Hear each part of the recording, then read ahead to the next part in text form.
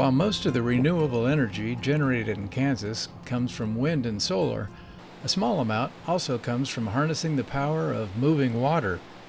The Bowersock Mills and Power Company in Lawrence has been in operation since the 1870s. Right now, we are the only commercially operable hydropower plant in Kansas. This current South Powerhouse was built between 1903 and 1905. Sarah Hill Nelson continues a family tradition with Bowersock Hydropower, taking the reins from her father as the primary manager of the facility. It originally delivered mechanical power to local businesses through a series of belts and pulleys that turned various types of machines, such as those that produce flour from grain, eventually converting to the generation of electricity. All the electricity and energy generation happened on the south side, and then there was also on the north side, after the '51 flood, they did build a spillway. It was never very well designed. It didn't function very well. So actually when we built the North Powerhouse, we actually reduced our concrete footprint and were able to triple our annual output of electricity. The electricity that Bowersock currently generates is sold to a utility downriver. When we looked at putting in that North Powerhouse, we needed a long-term power purchase agreement. And so we went around to different utilities in the state of Kansas and beyond and said, hey, we're looking at putting in this power plant. We can produce a total of 7 megawatts in terms of our maximum capacity. And we looked for buyers that would give us a long-term contract. And we ultimately ended up partnering with Kansas City Board of Public Utilities, which has been a great partner to Bowersock. They've really had a lot of foresight with regard to integrating wind and landfill gas and hydropower. They were definitely a step ahead in the state with regard to sourcing more environmentally appropriate power. One of the beauties of hydroelectric power is that it is renewable. It doesn't add to greenhouse gases, particularly when you look at a low-head run-of-river plant like Bowersock. So we're hoping to get more consistent renewable energy in the grid. We operate a little bit like coal-fired power or gas-fired power in that for a hydroelectric power plant, we know how much energy we're going to be generating all day because we can look up and we can see the USGS gauges on the Kansas River, and we can send our schedule into Kansas City Board of Public Utilities and give them a clear, firm schedule for what we're going to be producing all day long.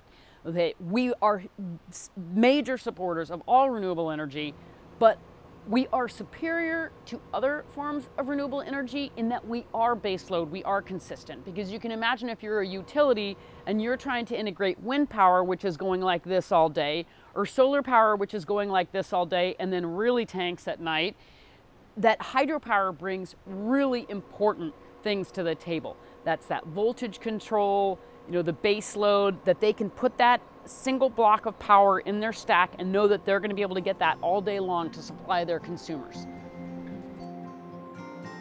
While the daily power output may be predictable, the Bowersock plant must adapt to the forces of nature that reduce the flow of water in the river, as well as bring about occasional flooding when they must temporarily cease operation to keep from being inundated with debris.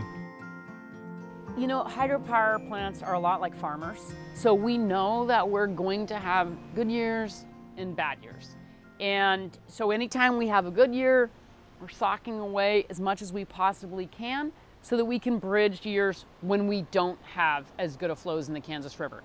So are we concerned about climate change? 100% yes. We do have long cycles of drought. We also have pretty good evidence that climate change is going to throw some more wrenches there. So we don't know, how long are we going to have an extended drought? Are we going to start to get more rain here in the Midwest? We really don't know. But what we know is that it's somehow going to be off kilter from what we're accustomed to. And so what we have to do is prepare to deal with whatever scenario we're given.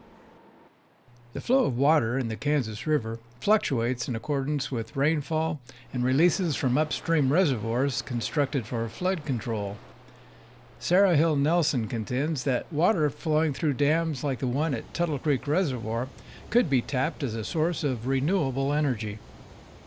Tuttle Creek is a prime example of a facility that could have hydroelectric production on. So in the entire United States, only 3% of dams in this country actually have hydroelectric power production on them. So from our perspective, that's a lot of environmental impact for dams that are there that you could add hydro to, and then you have a natural with distributed energy. A lot of those reservoirs are in rural areas. It provides jobs, it provides voltage control, it's clean, renewable energy, and the dams are already there. Every dam is different, but there are ways to retrofit just about every dam. And as long as that dam is there for flood control or water supply, we believe we should be using that to generate clean, renewable energy as well. Hydroelectric energy is still the cheapest form of energy we know how to create today when you look at the life of a facility, a typical hydropower plant. I mean, we're here well over 100 years old. We expect that facility to last for several hundred years. So for the single cheapest form of energy we know how to create, it makes a lot of sense to be putting more hydroelectric power on the grid.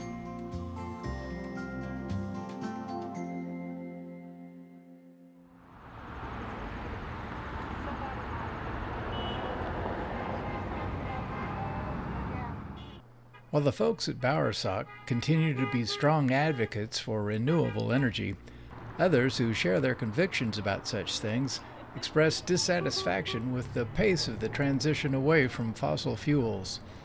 When the power company known as Evergy delayed its plans to retire a coal-fired plant a few miles upstream from Bowersock Dam, the Kansas Sierra Club organized a protest rally at the intersection adjacent to City Hall in Lawrence.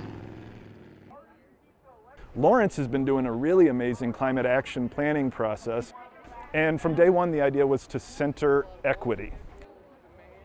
An associate professor and director of the Center for Compassionate and Sustainable Communities at the University of Kansas, Ward Lyles teaches courses on regional planning and climate change. He also serves on the steering committee for the Douglas County Climate Action Plan. He's observed some notable changes over the past decade since he first moved to Lawrence, and is concerned about the impact of climate change on public health. Just over the last 10 years here in Lawrence, I mean, we have more and more high pulse rain events and longer periods of drought. We're in one now. The river right behind us is really low right now. The average citizen may not feel that and see that in their daily life, but people's skin's drier right now because we haven't had rain in a while. I mean, and asthma, right, and allergies. So public health is a huge piece that I think we're only really beginning to talk seriously about now. Inequity is the biggest problem tied in with climate change, full stop. I mean, it's inequity because people who have resources can wall up, either by moving away or flying away when there's a power outage, these kind of things. People with less resources just have to buckle under. A significant part of the challenge that professors such as Ward Lyles encounter revolves around the level of anxiety and depression their students are dealing with. Students are coming to me in our classes in planning despondent. I mean, there's climate grief, climate anxiety. This is a huge and growing field to grapple with the mental health and physical consequences of stress. People in their teens and 20s are, again, they go to college if they come to KU. They take classes that expose them to environmental degradation, ways that our oil and gas systems pollute our waters and our air, ways that oil and gas is associated with violence against black and brown people around the world, ways that the rich get richer. I mean, there's so many things that they are taught about the way that our systems have flaws. But if you're a sociology student or a geology student, environmental studies student, rarely are you shown that you have any individual agency. And the problem is so big and daunting. It's collective. I spent 10 or 15 years falling into the trap that a lot of the fossil fuel industry set, which was to make everything about individual behavior.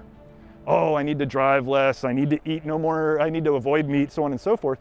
We have to do this as a group. That is the only way, because it needs policy change, planning, transformation of our communities. What they experience when they hit a class that teaches them about cities and how community organizing and neighborhood associations and transportation choices all go together for climate change, they tend to be a little more energized. And if you now begin to talk about more collective kind of solutions, how does that go down? Well, it's really hard. We are not built as humans to care about 7 billion people. It's a bigger number than our brains can handle. Our brains aren't really good at numbers more than like 100, 200, right? And maybe even 20. It's just hard to conceptualize.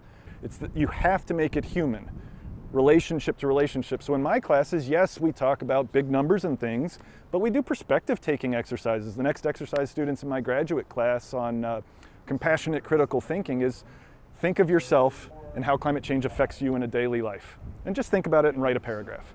They read a little bit about an activist from Uganda or an activist from New York City who's roughly their age but may have a different identity, different race, different gender things, but somebody they can relate a little more closely to.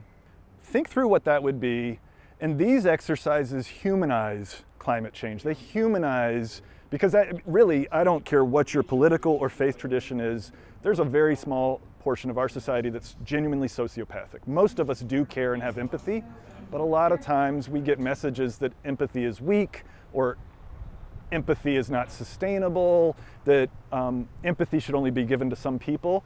And we're not going to get anywhere unless we can do this by looking at different people than ourselves and saying, you matter.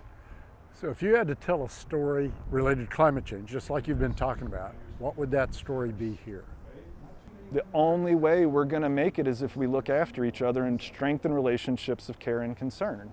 So what I do in my classes, I spend a lot of time going slow to go fast. We get to know each other in our classes and our different experiences so that when it comes time to talk about the intersection of climate and racism and inequity, we can talk about it. I've had classes where partway through the semester, we've gotten to know each other, we were talking about what might happen if we did a more systematic provision of shaded cool spaces for homeless people through summers.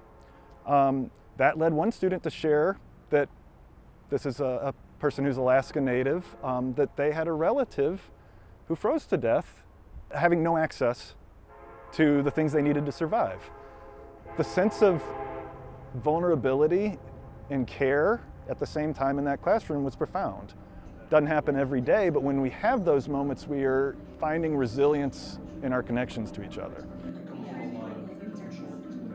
Through interactions with his students, Professor Lyles hears about the personal challenges they often face as they attempt to share their views on this subject with others. I listen to students, they're talking about having to educate their grandparents, their aunts, their uncles, and that can be really hard and stressful, and it can damage relationships. I mean, unfortunately, we're at a point right now where so much of our civic discourse is avoided because we allow people to think too binary. Are you Republican or Democrat, conservative or liberal? These things don't shake out on a clean political spectrum. They are so complicated and interwoven. That's why the process that's happened here in Lawrence is so incredible, is because a lot of times the cheap and easy and efficient way to set policy and planning is to keep it all insider, and that makes it safer because you're less likely to lose control.